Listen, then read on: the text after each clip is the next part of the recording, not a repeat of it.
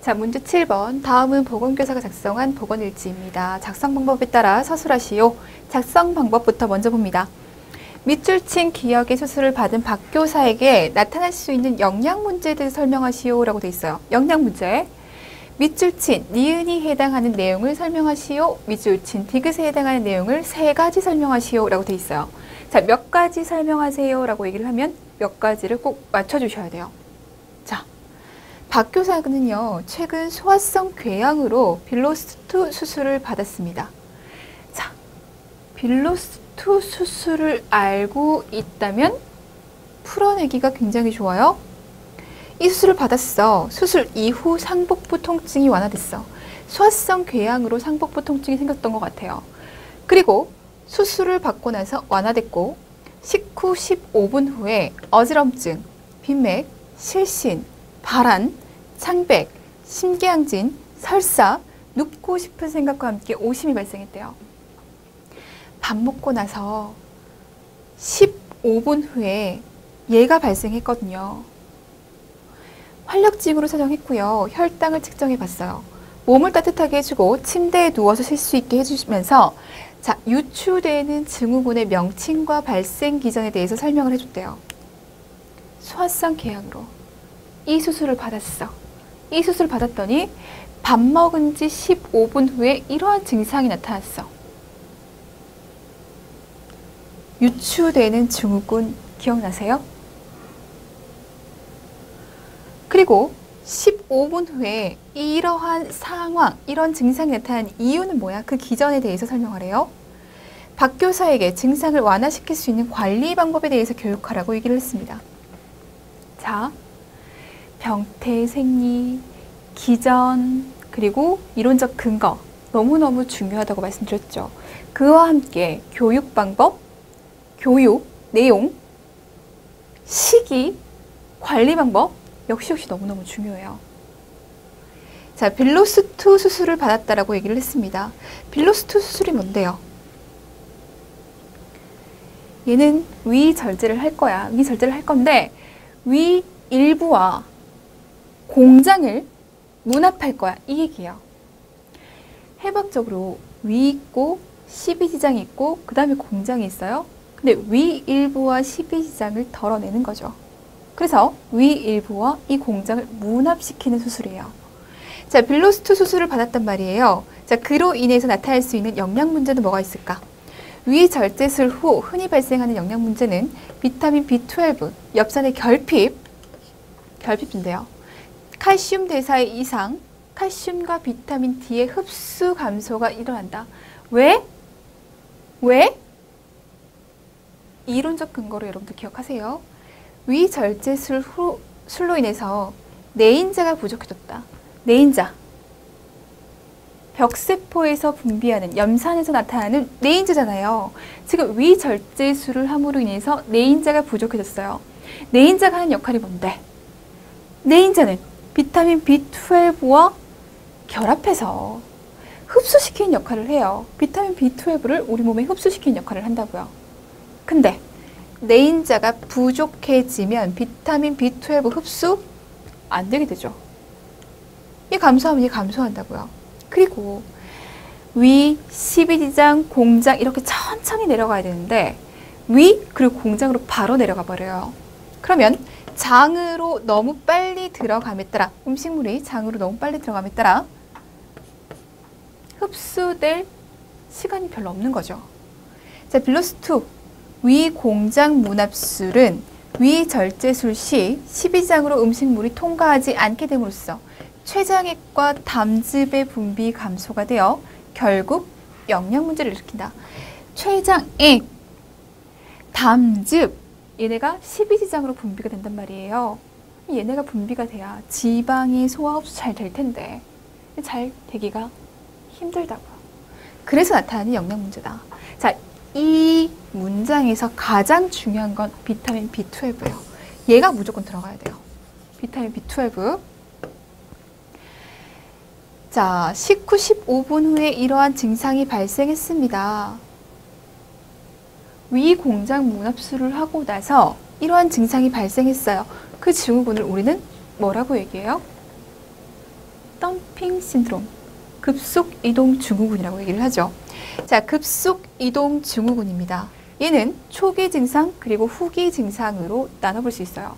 근데 얘가 지금 15분 후에 발생을 했다라고 얘기를 했습니다. 15분 후에 발생했다라고 하는 것은 초기 증상이에요. 초기 증상의 발생 기전을 써주셨어야 돼요.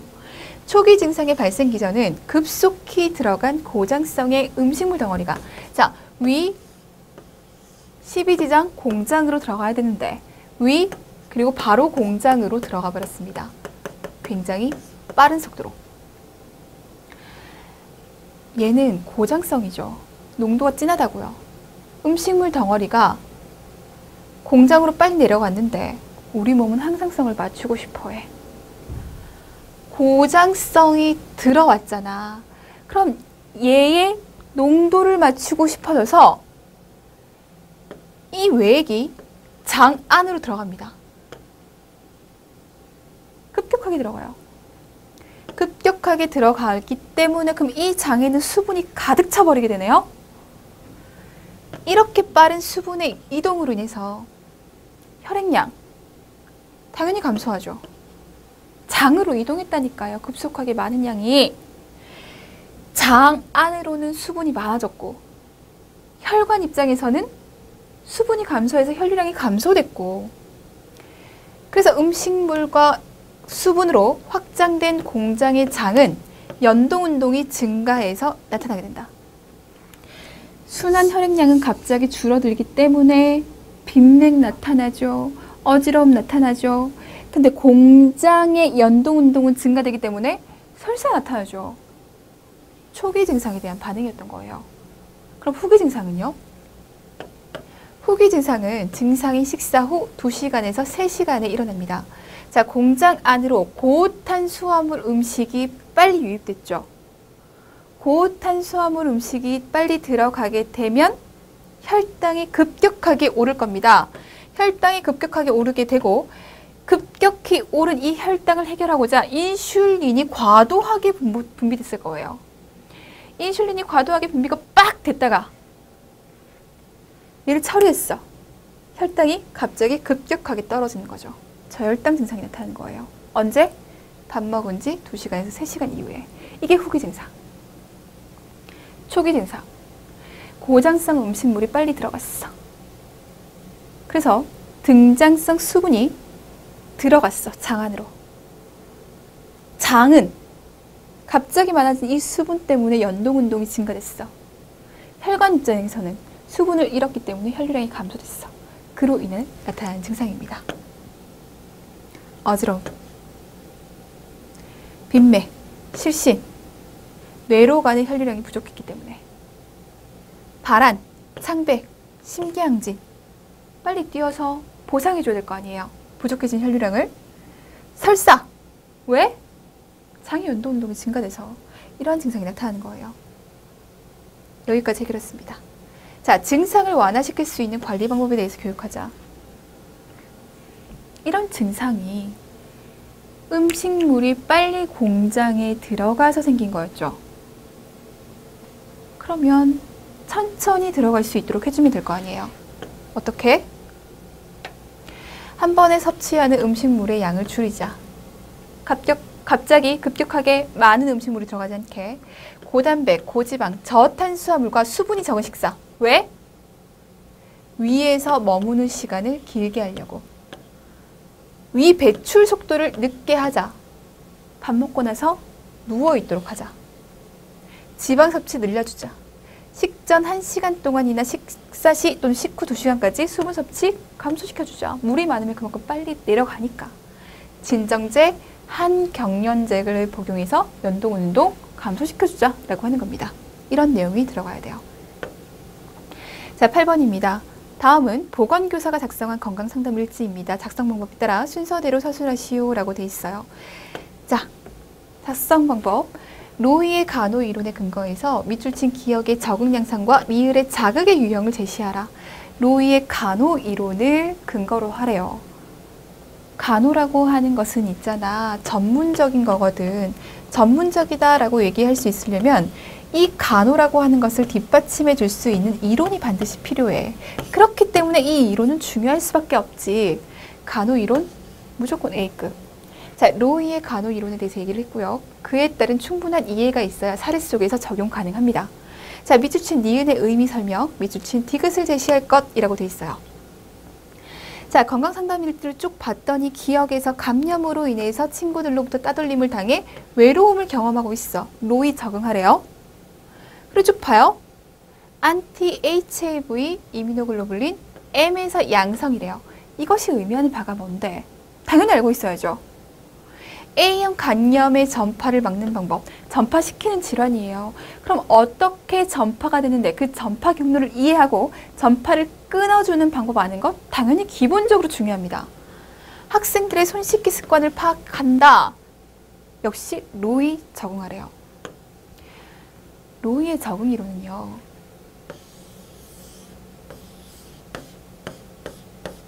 우리는 항상 자극을 받고 있어요. 우리 외부에서 자극을 받고 있어. 우리가 자극을 받고 있는 환경에 살아가고 있지만 그래도 우리가 원하는 건 잘 적응해서 살아가는 거예요. 그죠? 근데 똑같은 자극을 받았다고 해서 모두가 똑같은 반응을 내는 건 아니에요. 왜? 그가 가지고 있는 대처 기전과 적응 양상이 다르거든요. 다시 말해서 자, 우리는 자극을 받습니다. 이 자극을 받는 환경에서도 적응 잘하고 살고 싶어요.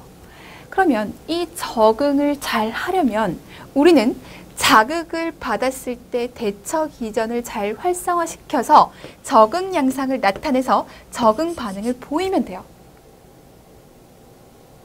이 대처 기전에는 조정 기전이 있고 인지 기전이 있고 적응 양상에는 생리적 기능, 자아 개념, 역할 기능, 상호 의존이 있어요. 이 조정 기전은 생리적 기능과 관련이 되고 인지 기전은 자아 개념, 역할 기능, 상호 의존과 관련이 되어 있어요. 다시. 우리는 자극을 받고 살아. 자극을 받았을 때 대처 기전을 활성화시켜서 적응 양상을 나타내서 적응하면서 살아주길 원해. 살길 원해. 근데 적응하면서 잘 못 살잖아. 비효율적인 반응이 나타나잖아. 적응 못하는 반응이에요. 그렇다면 우리 간호해주자. 이렇게 얘기할 수 있는 거죠. 로이의 적응 이론입니다. 자, 자극을 한번 얘기해 보자고요.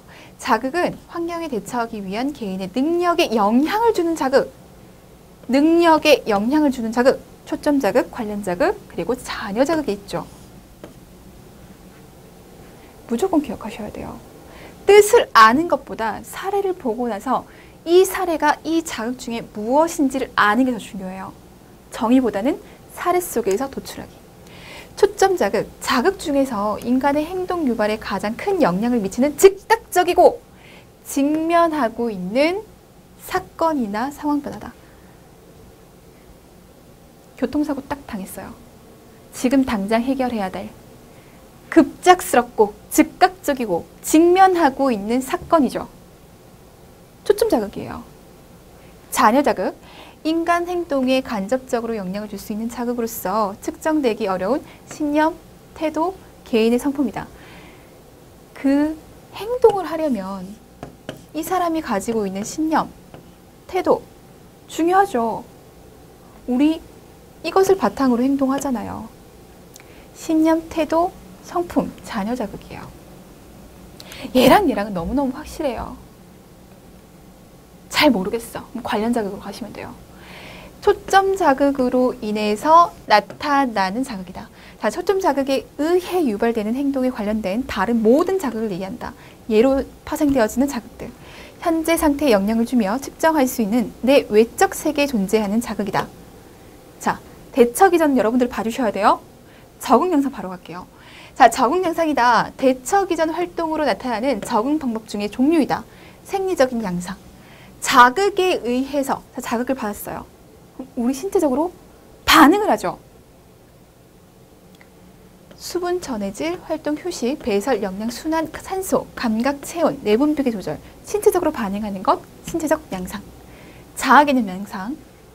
내가 내 자신을 어떻게 바라보는가?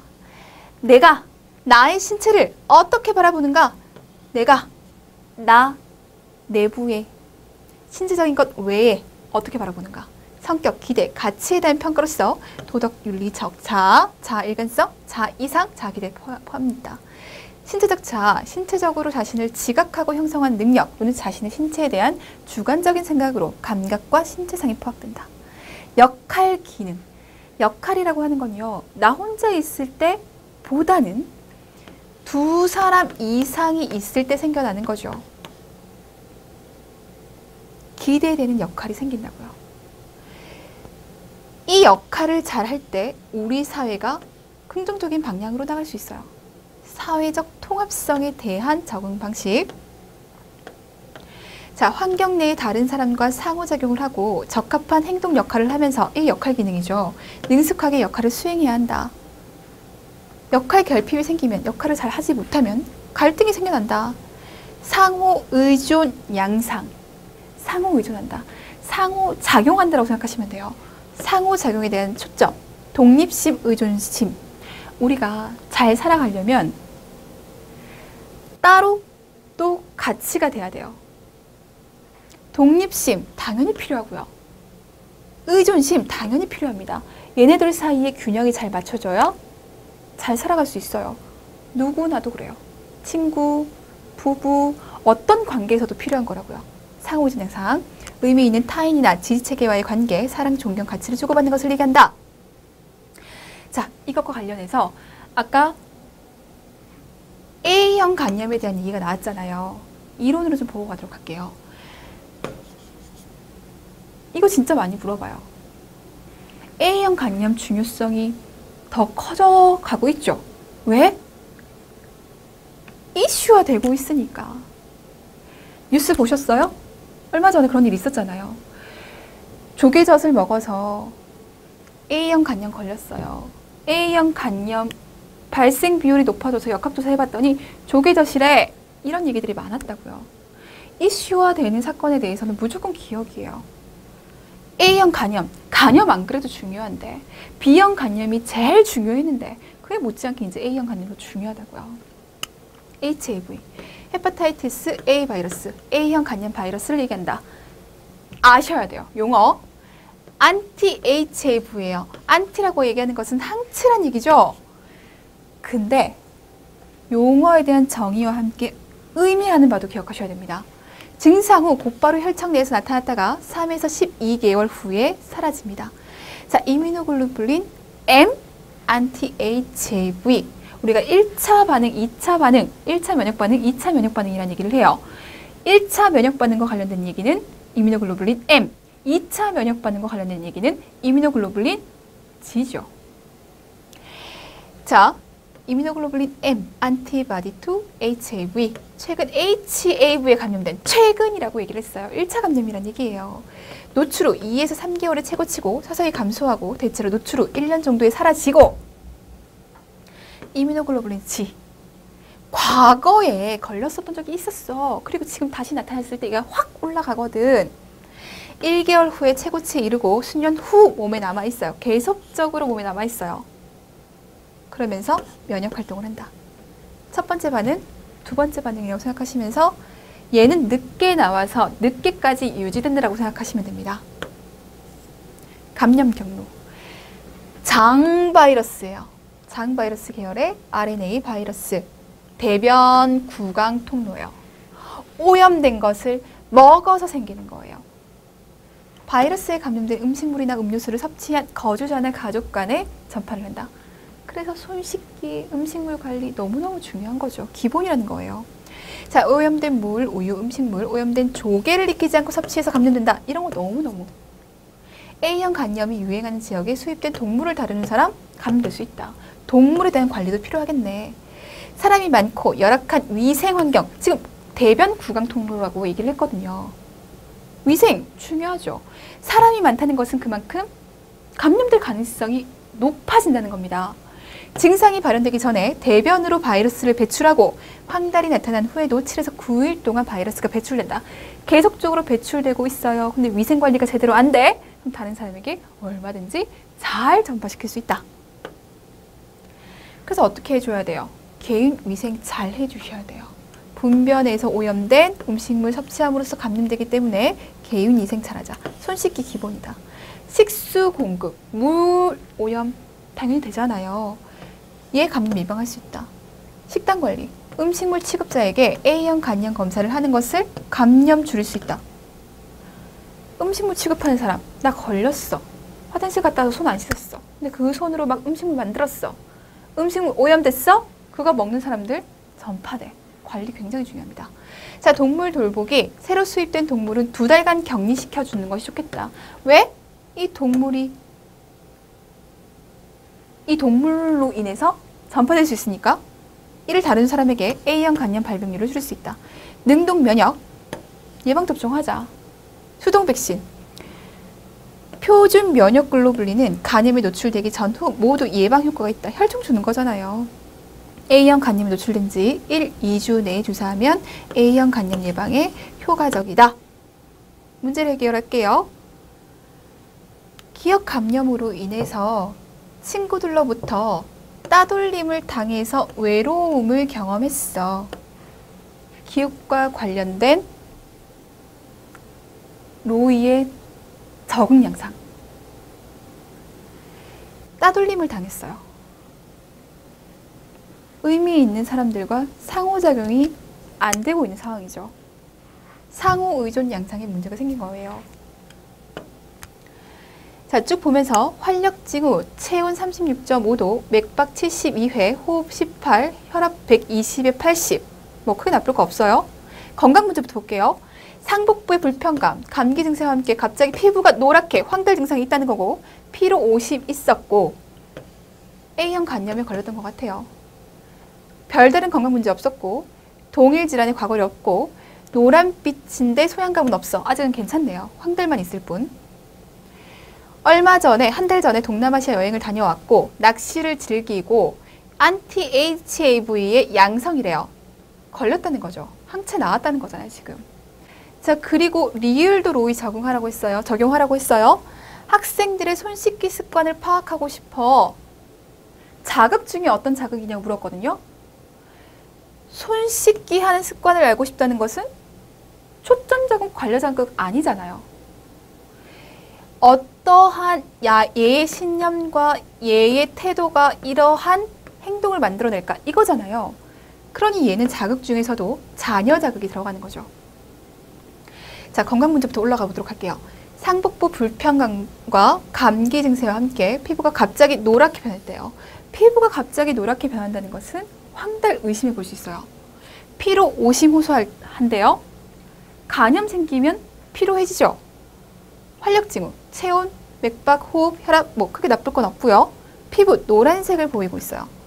그동안 별다른 건강 문제 없었으며 동일 질환 과거력 없습니다. 한 달 전 동남아시아를 여행했고 낚시 즐기고 anti-HAV 양성이래요. 이 말은 즉슨 얘에 걸렸다는 얘기예요. A형 간염. A형 간염 항체에 이뮤노글로불린 M이 양성이래요. 얘가 의미하는 바는 무엇인가? 최근에 HAV에 의한 감염을 나타낸다. 들어가야죠. 자, A형 간염의 원인균 얘기를 해주고 A형 간염의 전파를 막는 방법에 대해서 교육했대요. 전파 막는 방법에 대해서 물어봤습니다. 분변 구강 경로, 오염된 물속에 자란 조개를 통해서 전파되기 때문에 손 씻기 등의 개인위생, 식수, 음식물 관리, 능동, 소독 면역으로 전파를 막을 수 있다. 얘기해 주셔야죠. A형 간염 너무 중요합니다. 정리 잘하세요. 자, 문제 9번요. 고온 환경에서 심한 육체적 노동을 하던 강씨와 이씨가 다음과 같은 증상을 호소했습니다. 괄호 안에 기억 니은에 해당하는 내용을 차례대로 쓰고 기전 및 관리 방법을 서술하시오 라고 되어 있어요. 자, 고온 환경에서 심한 육체적 노동을 했어. 뭐 떠올라요? 고온장애 떠오르셔야 돼요. 자, 고온장애 중에서 이러한 증상을 가지고 있다. 이거 보고 어떤 진단명인지 판별해낼 수 있겠어? 사례 속에서 진단명 확실하게 뽑아낼 수 있겠니? 그 사례 속에서 어떤 고온장애인지 판별해낼 수 있겠어? 그러면서 기전 관리 방법까지 서술하래요. 봅시다. 자, 고운장애, 열 경련, 열 피로, 열사병 이렇게 총 3가지로 나눌 수 있어요. 열 경련, 고온의 환경에서 중노동을 했어. 심한 발한, 땀 억수 흘린 거예요. 땀을 너무너무 흘렸어요. 땀을 흘리다 보니 수분 빠져나갔죠? 전해질 빠져나가죠. 소금 빠져나갑니다. 땀 많이 흘려서 나타나는 겁니다. 그래서 현기증, 이명, 두통, 구토, 호흡곤란, 수액은, 경련, 발작이 특징적으로 나타나요. 더운 환경에서 중노동했더니 땀이 많이 났어. 수분, 전해질, 밖으로 빠져나갔어. 그로 인한 증상이 나타났어. 수분 전해질 빠져나가 생긴 거라고? 그렇다면 그것을 보충해 주는 것이 필요하겠네. 생리식염수를 정맥주사하고 증상이 가벼울 경우 0.1%의 식염수 또는 우유를 마시게 하고 책 보충을 해주고. 자, 이번엔 열피로입니다. 고온에 폭로된 결과로 혈관신경 조절 기능과 심박출량 부족으로 오는 순환기 기능 부전이다. 얘는 발한이 포커스고요. 얘는 순환기의 기능 부전이 포커스입니다. 심박출량이 감소돼.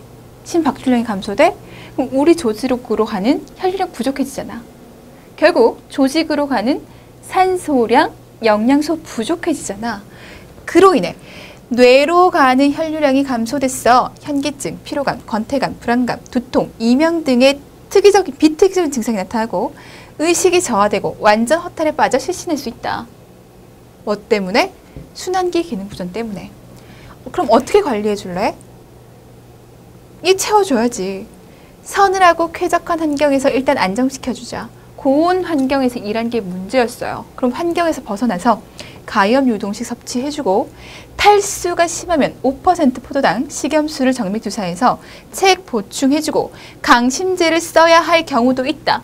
지금 심박출량이 감소되어 있고 순환기의 기능 부전이 왔고, 그럼 강심제 써서 강하게 심장을 수축함으로 인해서 얘 보상해 줄 수 있잖아. 열피로예요. 열사병. 고온 다습 작업 환경에서 격심한 근육 노동 시 갑자기 체온 조절 장애가 와서 발한 증발에 의한 체온 방사능 장애, 뇌 온도 상승, 중추적인 체온 조절 기능 장애이다.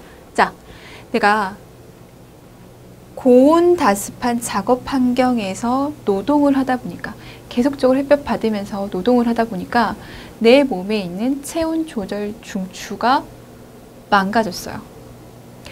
내 몸에 체온이 올라가. 우리 몸은 항상성 맞추고 싶어 한다 했죠? 체온을 떨어뜨리기 위한 기전이 돌아가야 합니다. 그런데 이 기전에 문제가 생겨버린 거예요. 보통이라면 이 기전이 돌아가서, 체온을 떨어뜨리는 기전이 돌아가서 발한이 막 될 겁니다. 막 땀 막 날 거라고요.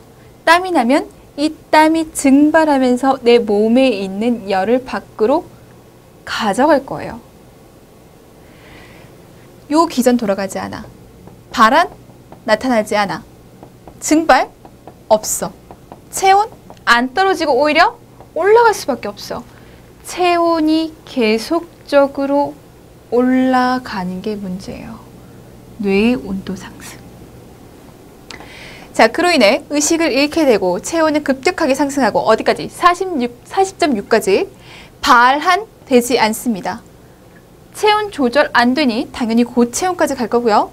적절한 치료가 이루어지지 않으면 100% 사망할 수 있고, 체온이 43도 이상이면 80%가 사망하는 등 예후가 불량해요. 치료. 어떻게 해서든 빨리 체온을 떨어뜨리는 것이 중요합니다. 얼음물에 담가 체온을 하강시키는 것이 중요하다. 우열 방지, 체열 이동을 돕기 위해서 사지를 격렬하게 마찰시키고, 호흡곤란 시 산소 공급해주고, 체열 생산을 억제하기 위해서 떨어지지도 않는데 생산되면 어떡해요? 얘를 억제하기 위해 항신진 대사제를 투여하는 것이 좋다.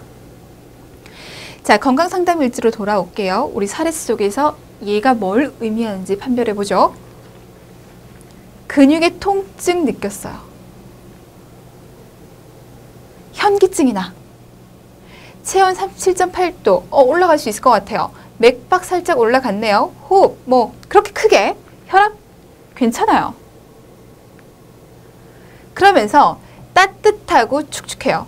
체온이 올라갔고 땀이 나니까 축축해요. 그러면서 근육의 통증을 느껴요. 이걸 우리는 뭐라고 얘기하죠? 우린 얘를 열경련이라고 합니다. 자, 심한 발한에 의한 전해질 상실에 의해서 나타난다. 체액 보충이 중요해. 생리식염수를 정맥 주사하고 증상이 가벼울 경우 0.1%의 식염수 또는 우유를 마시게 하면 좋겠어. 이해해 볼게요. 혼돈, 실조, 신경학적인 문제가 상당합니다. 자, 그러면서 체온이 40.6도 엄청 올라갔죠. 맥박 엄청 올라갔어요. 호흡 올라갔습니다. 혈압 괜찮지만 자, 결정적인 단서. 피부의 상태가 건조하고 뜨거워요. 지금 뜨거운데 건조해. 땀을 안 흘리고 있다는 얘기죠. 땀을 안 흘리고 있다는 것은 발한에 의한 증발이 되지 않는 것이다. 발한이 왜 안 돼? 체온 조절 중추가 망가져서. 체온 조절 중추가 망가지면서 체온 올라가면서 신경학적인 문제 가지고 오는 거. 이걸 뭐라고 했죠? 열사병이라고 얘기했어요. 자, 기전. 갑자기 체온 조절 장애가 와서 발한 증발에 의한 체온 방사능 장애, 뇌의 온도 상승, 중추적인 체온 조절 기능 장애이다. 관리. 체온을 하강시키는 것이 중요해. 이게 포인트예요. 체온을 하강시킨다가 포인트예요. 우열 방지, 체열 이동을 돕기 위해 사지를 격렬하게 마찰시키고 호흡 곤란 시 산소를 공급하고 체열 생산을 억제하기 위해 항신진 대사제를 투여한다. 이렇게 결론 내릴 수 있습니다. 사례 속에서 내가 알고 있는 것을 적용해서 판단하는 건 연습을 통해서 가능합니다.